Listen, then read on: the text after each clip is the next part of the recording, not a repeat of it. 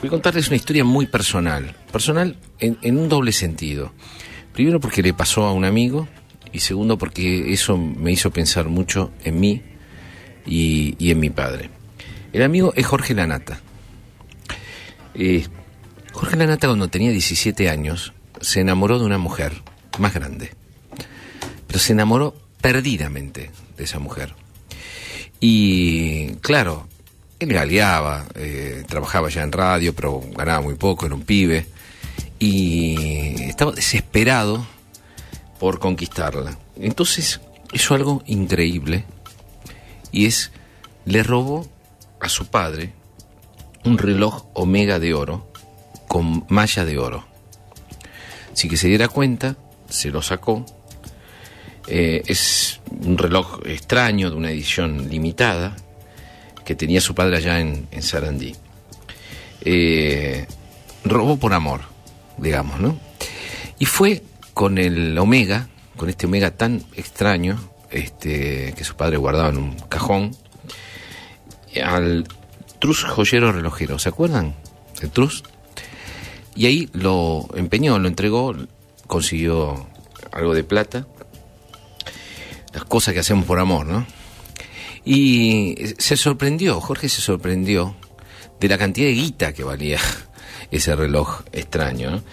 Bueno, a la mina le compró de todo, le compró ropas, bueno, un pibe enamorado de una chica más grande, queriendo parecer más grande y queriendo entregarle lo que no tenía, o lo que tenía gracias a que le había robado un reloj a su padre. Su padre después murió y la vida pasó, ¿no? Jorge Lanata buscó ese reloj durante 35 años. 35 años. Lo buscó por todos lados. De hecho, es muy misterioso. Siempre me pareció muy misterioso, enigmático realmente. ¿Por qué le gustaba tanto comprar relojes? Su casa tiene muchos relojes, porque a lo largo de la vida compró relojes de arena. Siempre me pareció que ese coleccionismo tenía o podía tener que ver con el drama del tiempo, la desesperación del tiempo, ¿no? Pero ahora me di cuenta que tenía algo que ver con un reloj que buscaba. Tenía otros relojes mientras buscaba uno, a lo largo de 3 décadas y media. Bueno, ocurrió algo inesperado. Hace 2 semanas, yo lo conté en este mismo programa, y en el programa que tenemos a la mañana, el Banco Ciudad me manda una carta a mi nombre, a nombre de Jorge Fernández Díaz. Pero cuando abro la carta membretada, dice: querido doctor Amor. Y un funcionario del banco me cuenta, o le cuenta al doctor Amor, que va a haber una subasta para el Día de los Enamorados, que fue ayer. La subasta fue ayer jueves.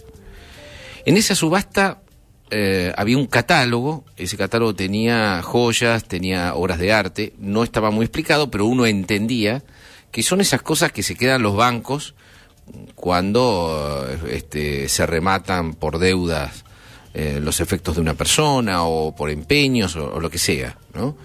Son objetos que fueron de otras personas y salen a remate. Me dicen que es extraordinario esa subasta, porque tiene curadores muy buenos, entonces hay muy buenas cosas. Por alguna extrañísima razón, cuando yo conté esto, Lanata miró el catálogo, que no abrió, y me dijo: ¿me lo regalás? Me lo quiero llevar a casa para verlo. Sí, le dije, extrañado. Bueno, toma. Y se lo di. Cuando llegó a su casa, mientras fumaba, siempre está fumando, abre el catálogo y descubre el reloj Omega de oro, con la malla de oro, que en una edición muy limitada, un reloj muy extraño, se había perdido. Ahí me cuenta otra historia secundaria, que es que cuando escribió el libro con Luis Majul en realidad escribió el libro sobre su vida, lo entrevistó horas y horas y horas y horas. Cuando termina el trabajo, Majul le pregunta: ¿qué te puedo regalar? Y Lanata le dice: mirá, le robé una vez un Omega de oro, con malla de oro, de edición limitada a mi padre. Lo busco desde hace 35 años. Si me lo conseguí sería un gran regalo. Majul lo buscó por cielo y tierra, y no lo encontró. Pero lo encontró Lanata en un catálogo del Banco Ciudad, gracias a una carta al doctor Amor. Ayer mandó a una persona a la subasta, pujó por él, y el reloj que durante 35 años se había perdido volvió a casa.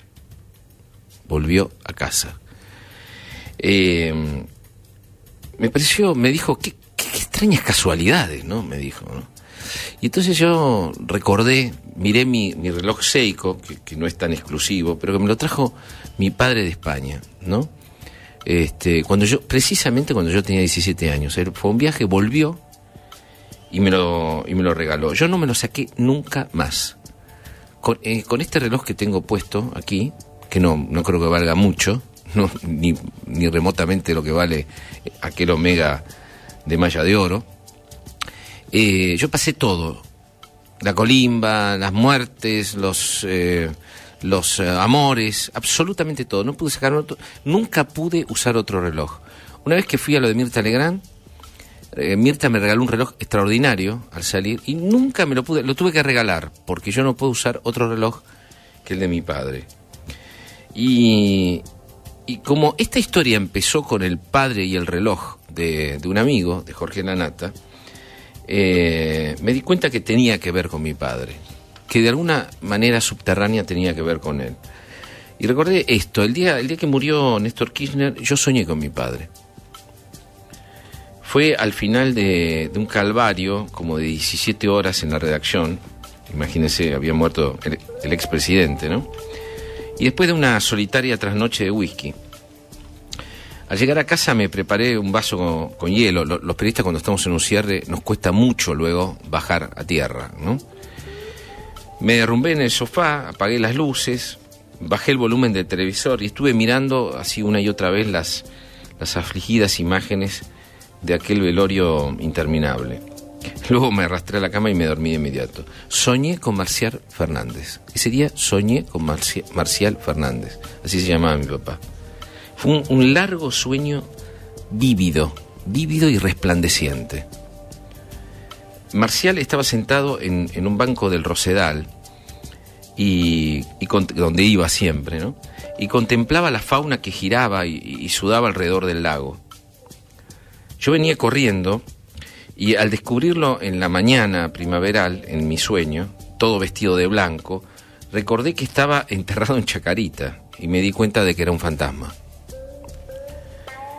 En vida, y como el padre del escritor Paul Auster, el mío también se había inventado su propia soledad. Marcial huía hacia refugios de ausencia que durante décadas yo confundía con el abandono. Tardé años en darme cuenta de que a veces nos apartamos de lo que más amamos porque no podemos lidiar con su fulgor y su incertidumbre. Nos apartamos de lo que más amamos porque no podemos lidiar con su fulgor y su incertidumbre. Me quería tanto que le resultaba insoportable la idea de perderme o de verme derrotado por la vida. Se sentía tan indefenso y vulnerable ante mi destino, el destino de su hijo. Se imaginaba una y otra vez perdiéndome por accidente o fatalidad. Le parecían tan demoledoras todas esas alternativas que inconscientemente tomaba distancia para no tener que convivir con ese miedo hondo e inconfesable. Como si una vocecita susurrara en su interior: si no lo veo mucho, no dependeré tanto de su vida, y entonces seré más libre. Mi padre era extremadamente sensible y le entraban todas las balas. Era hipocondríaco, pero comía fritos y consumía colesterol como si fuese inmortal. Tenía los pulmones arruinados por una silicosis adquirida en los túneles de Asturias, donde había sido dinamitero sin mascarilla. No había usado mascarilla. Todos sus camaradas de entonces habían muerto de silicosis 10 años antes. Pero él se mantenía entero hasta que el corazón comenzó a fallarle. Fue entonces que tuvo que internarse y someterse a un triple bypass. Marcial sabía que iba a morirse. La última noche vimos juntos un partido en la televisión. Los dos en silencio. Él acostado en la cama y con suero. Yo a su lado, cosido de pena. La operación fue exitosa, pero nunca pudieron destetarlo. ¿Qué significa destetarlo? Los pulmones no tomaban el control y así fue deshaciéndose durante 33 días en coma, atado a un respirador mecánico que no lo soltaba. Mi madre, Carmen, sentada en la sala de espera, dijo un día gritando de furia asturiana: nunca se cuidó. Si llega a sobrevivir lo mato. Te juro que lo mato. Ella fue al regimiento de Patricios, el que queda ahí en Palermo, y a 20 pesos por cabeza capturó dadores de sangre. Al final mi padre era un esqueleto desconocido. Murió una tarde y yo tuve que ir a reconocerlo. Y me vi, como contaba el otro día, dentro de pocos años, en ese mismo lugar. Un hijo reconociéndome a mí, mi hijo Martín, por ejemplo, reconociéndome a mí, y yo definitivamente dormido sobre la camilla. Ese día decidí cambiarlo todo. ¿Todavía te duele?, me preguntó su fantasma, poniéndose una mano en la frente para protegerse de la resolana, aquella vez que soñé. En mi sueño, yo hacía algo muy curioso. No me acercaba a darle un beso, ni me sentaba a su lado. No dejaba de correr, ni me detenía. De pronto flotaba en un recuerdo. Me recordaba a los 12 años leyendo Los hijos del Capitán Grant, un libro de tapas duras con una portada inolvidable. Un águila de los Andes levantaba vuelo y se llevaba agarrado por los hombros a un niño asustado. Hacía muy poco que había decidido ser escritor y quería saber qué significaba exactamente eso. En la solapa decía que Julio Verne había escrito más de 50 novelas. De modo que si aspiraba a ser un novelista, tenía que poner manos a la obra y no podía perder un minuto. Desde ese momento, siempre estuve en falta con la literatura y en crisis con el tiempo. La vida estuvo llena de libros, pero también de distracciones, estudios, amores, aventuras, política, trabajo, periodismo. Maravillosas distracciones que me apartaban de mi misión personal, escribir. Todavía mi ansiedad, que los médicos advierten en sus historias clínicas, deriva de esa promesa imposible de cumplir que me hice a los 12 años y que me metió en graves dificultades. Cursé una parte de la secundaria en el Colegio Carlos Pellegrini, bajo régimen militar, con preceptores que parecían policías y que nos esperaban armados. Y me dediqué todo el año a escribir, a leer y a ver películas. Cuando desperté de esa ensoñación literaria, tenía que rendir 9 materias entre diciembre y marzo. No pude hacerlo y le rompí el corazón a mi padre. Para un emigrante que venía de la posguerra civil española y que vivía en Palermo pobre, un mal estudiante era poco menos que un delincuente precoz. Me mandó a un colegio de San Cristóbal y me dio por perdido. Y aunque nunca más tuve problemas escolares, Marcial no me levantó la veda. La literatura pasó a ser una maldición y luego el periodismo una forma de la vagancia. Tuvimos 15 años de decepción y guerra fría. 15 años de decepción y guerra fría. Y al final, una larga y cariñosa reconciliación basada en mutuos armisticios. Él me amnistió a mí, yo lo amnistié a él. Pero la mirada desaprobadora de mi padre fue muy formativa. Cargué con ella mucho tiempo, dudando si no tendría algo de razón. Eso me enseñó a nadar contra la corriente y me obligó a redoblar esfuerzos. No, ya no me duele. De verdad que ya no me duele, papá, le respondí por fin en aquel sueño. Y no esperé a ver su cara, me desperté llorando. Cuento esto porque la Nata y yo somos de la misma generación y hemos tenido relaciones parecidas. Nos han dado por perdido y nos obligaron a repechar la vida, ¿no? Y a ser como somos, con nuestros defectos y todo. Y porque el reloj que me entregó mi padre a los 17 años se parece mucho al reloj que la Nata le robó a su padre por amor.